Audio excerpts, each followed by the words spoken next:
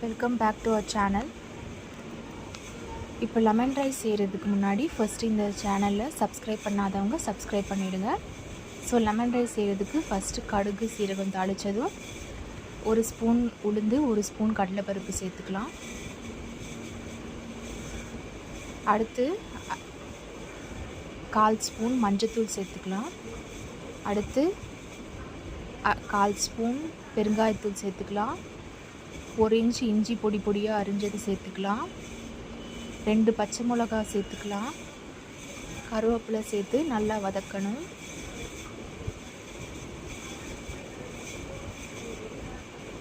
இப்போ 3 lemon juice எடுத்து வச்சுருக்கோம், அதை எடுத்து சேர்த்துக்கலாம். சேர்த்துட்டு வதக்கிட்டு தண்ணி சேர்த்துக்கணும்.